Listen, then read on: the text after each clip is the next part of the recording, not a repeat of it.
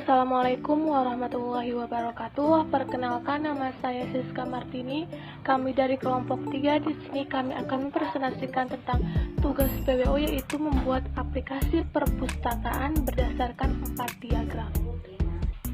Langsung saja, di sini kami membuat makalah yang terdiri dari 4 bab. Bab pertama, pendahuluan atau latar belakang. Bab kedua, landasan teori. Bab ketiga, pembahasan atau perancangan. Bab keempat, yaitu penutup. Terima kasih.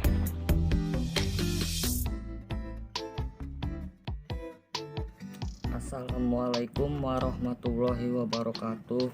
Perkenalkan, nama saya Aditya dari kelas 12 RPLA. Jadi di sini saya akan menjelaskan tentang pengertian UCS diagram. UCS diagram merupakan gambaran atau representasi dalam interaksi yang terjadi antara sistem dan lingkungannya. UCS diagram teknik adalah penemuan kebutuhan perangkat lunak yang dikenalkan pertama kali dalam metode pendekatan berbasis objek yang dikembangkan oleh Jacobson dan kawan-kawan pada tahun 1990-an. Sekian dan terima kasih. Wassalamualaikum warahmatullahi wabarakatuh. Assalamualaikum warahmatullahi wabarakatuh. Perkenalkan, nama saya Dela Putri Permatasari dari kelas 12 RPLA. Di sini saya akan menjelaskan tentang pembuatan aplikasi menurut use case diagram yang berjudul perpustakaan. Langsung saja, yang pertama, ini gambarnya kurang lebih seperti ini. Yang pertama, di sini ada siswa. Di sini kita bisa view item ataupun melihat. Setelah melihat, dia akan meminjam. Setelah meminjam, dia akan pergi ke include. Include dapat diartikan dengan menghubungkan. Setelah dari include, dia akan lanjut ke data buku. Di situ akan ada pendataan buku-buku. Setelah itu, dia akan meminjam atau melihat buku yang ada di sini. Dan setelah itu, dia akan beralih ke tanda tangan penjaga yang ada di perpustakaan. Cukup sekian dari saya, kurang lebihnya mohon maaf. Wassalamualaikum warahmatullahi wabarakatuh. Nama saya Nurul Nuraini. Di sini saya akan menjelaskan tentang use case diagram. Yang pertama, dari siswa. Dari siswa akan masuk ke view item. Apa itu view item? View item itu untuk melihat-lihat buku. Udah gitu meminjam buku. Habis itu dia akan ke include, ke data buku. Include itu menghubungkan data buku. Terus menuju ke yang penjaga data buku. Habis itu tanda tangan si penjaga. Assalamualaikum warahmatullahi wabarakatuh. Nama saya Veronica Cayutami.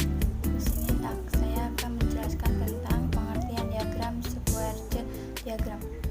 Schwarzschild diagram adalah suatu diagram yang menjelaskan interaksi objek dan menunjukkan membeli tanda atau petunjuk komunikasi di antara objek tersebut.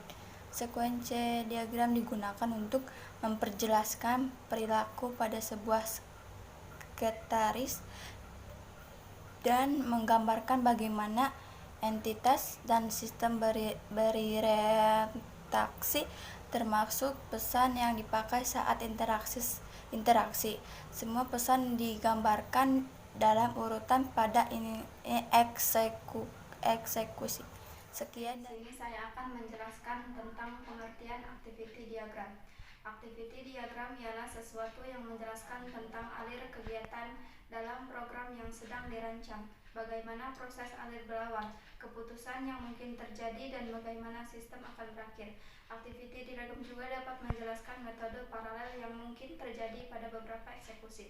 Activity diagram adalah state diagram khusus yang mana state ini berfungsi sebagai action dan sebagian besar transisi integer oleh state sebelumnya, internal processing.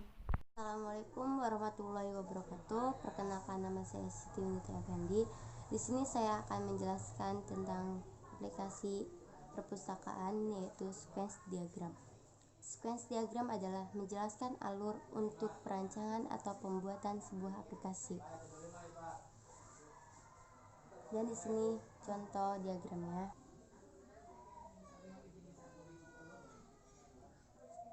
Langsung aja ke penjelasannya. Pertama, di sini ada aktor, yaitu aktornya siswa. Pertama, siswa mencari buku. Selanjutnya, siswa mencari buku, terus dia ke view item. Selanjutnya, setelah siswa mencari buku, siswa meminjam buku dan masuk ke data peminjaman. Setelah meminjam buku, siswa langsung ke tanda tangan atau tanda bukti peminjaman. Sekian. Assalamualaikum warahmatullahi wabarakatuh. Nama saya Gita Andini. Saya akan menjelaskan pengertian dari kelas diagram. Pengertian kelas diagram adalah visual dari struktur sistem pemrograman pada jenis-jenis yang dibentuk. Kelas diagram merupakan alur jalannya database pada sebuah sistem. Kelas diagram juga merupakan penjelasan proses database dalam suatu program. Menurut para ahli, diagram kelas atau kelas diagram menjelaskan struktur sistem dari segi pendefinisian kelas-kelas yang akan dibuat untuk membangun sebuah sistem.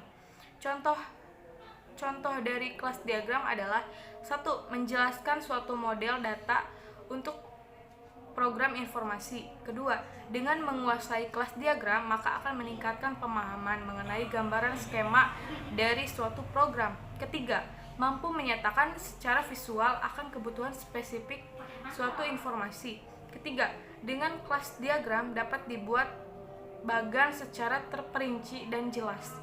Sekian dari saya pengertian dari kelas diagram. Kurang dan lebihnya mohon maaf. Wassalamualaikum warahmatullahi wabarakatuh.